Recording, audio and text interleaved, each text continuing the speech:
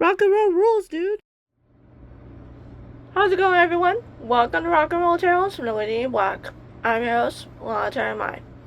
I started this YouTube channel as a platform to promote the music I love. More specifically, rock and roll music. I'm not just talking about the greatest hits of AC/DC and Bon Jovi. I'm talking about Def Leppard deep cuts, Regis Sanborn's solo albums, and newer rock bands like Rival Sons and Black Stone Cherry. Now that said, let's get on with the music. Today's episode is all about Rush's 15th studio album, Counterparts, which was released on October 19, 1993. Just a little backstory on the band. The Canadian rock trio consists of bassist Geddy Lee, guitarist Alex Lifeson, and drummer Neil Peart. Rest in peace. The purpose of Counterparts was to go back to the basics, return to the power trio sound that the band was known for in the 70s, after experimenting with the keyboard era in the 80s. Though the band had been experimenting with the keyboards in the mid-70s, the keyboard era officially began, well, at least in my opinion, it officially began with Signals, and that continued with Grace Under Pressure, Power Windows, and Hold Your Fire. After pushing themselves towards a jazzier and poppier era with Hold Your Fire, Rush attempted to return to a more gutsy hard rock sound with Presto and Roll the Bones, but they never quite achieved that sound completely, especially on Roll the Bones, not with the title track. That's where Counterparts comes in. The album was co-produced by the band and producer Peter Collins, who ironically co-produced two of the band's most synth-heavy records, Power Windows and Hold Your Fire. Counterparts was engineered by Kevin Shirley, who really pushed the band to return to their tight-knit power trio format they were known for in the 70s. And for Black Crowes fans, Kevin Shirley also produced my favorite Black Crowes album, By Your Side. My favorite songs on the album include Animate. It's got a great chorus. Geddy Lee's bass playing is trippy as heck. I love the main guitar riff.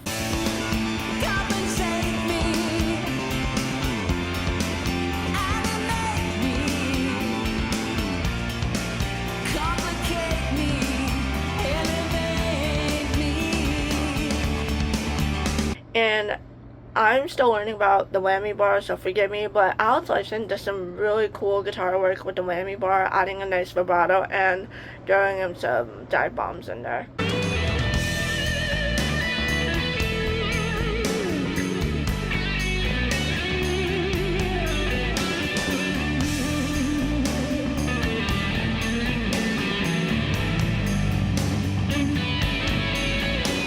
Neil wrote the lyrics about one person, but he structured them so that they'd make sense from a relationship's point of view.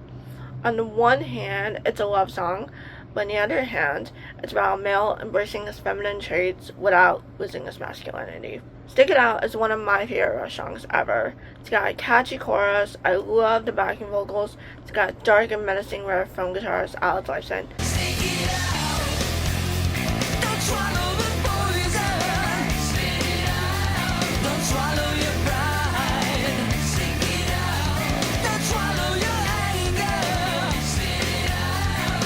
And again, there's a whammy bar guitar solo. Gotta have the whammy bar in there.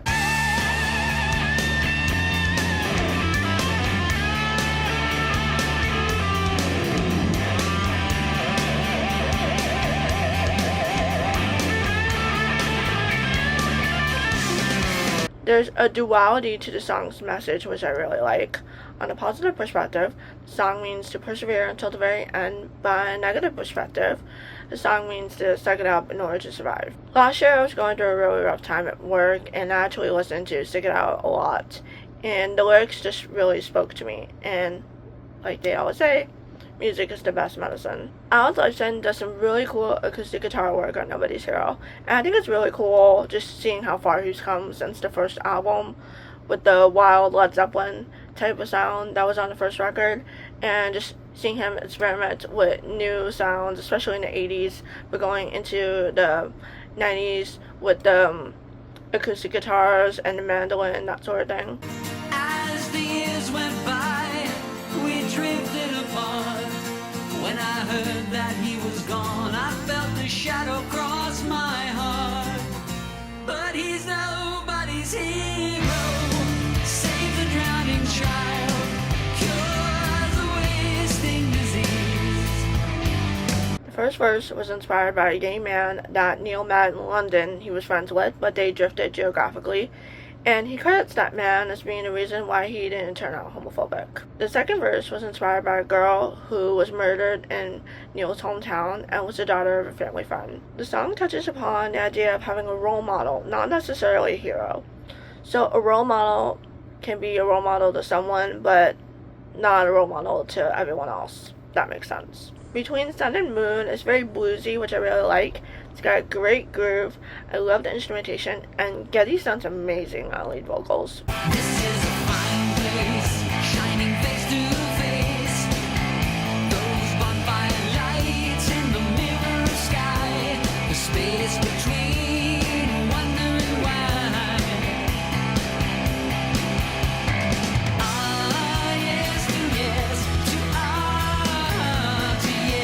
If you like this video, feel free to give it a thumbs up and smash that subscribe button for more content like this.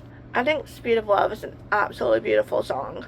The vocal melodies are excellent, the lyrics are gorgeous, specifically the part where it goes, "We don't have to talk, we don't even have to touch, I can feel your presence in the silence that we share." And Geddy Lee does a really cool bass line.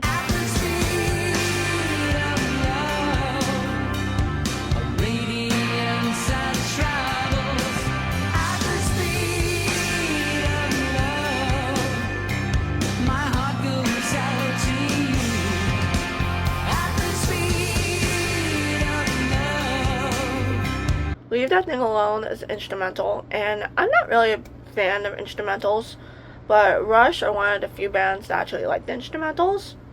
So this one's a lot of fun. The melodies are bright, yet there's a heaviness to them. The only connection between this instrumental and Where's My Thing from Roll the Bones is that they both have thing in the title.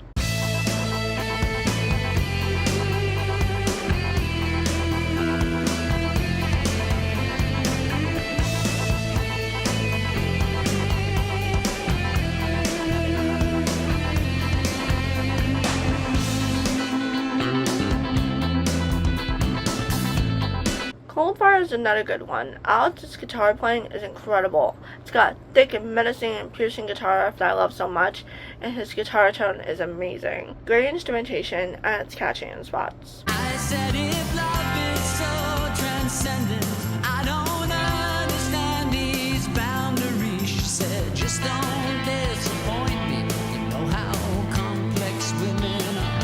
I'll be around if you don't let me down too far. I'll be around if you don't let me down. I gained a new appreciation for Everyday Glory while prepping for this video. I mean, I've liked the song since I first got into the album, but I really grew to appreciate the song once I understood the song's message.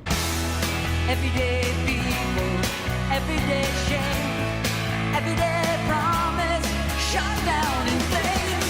Everyday sunrise, another everyday story, right from the ashes of blaze of everyday glory, right from the ashes of blaze of everyday glory. The song is about remaining hopeful in the face of difficulty, and it's a message that we hear in a lot of songs, especially in Rush, but I just think hearing that message over and over again in songs, it's a good reminder to have faith that things will get better and that there's a light at the end of the tunnel. I love Geddy's vocal melodies, and it's a beautifully constructed song from beginning to end, and a great way to close the album. Neil had a gift for writing lyrics that were personal yet broad enough for everyone to understand and relate to, and the songs on Counterparts are no different. Neil was fascinated with the term counterparts, which means duplicate and opposite, and unintentionally the duality concept became a common theme on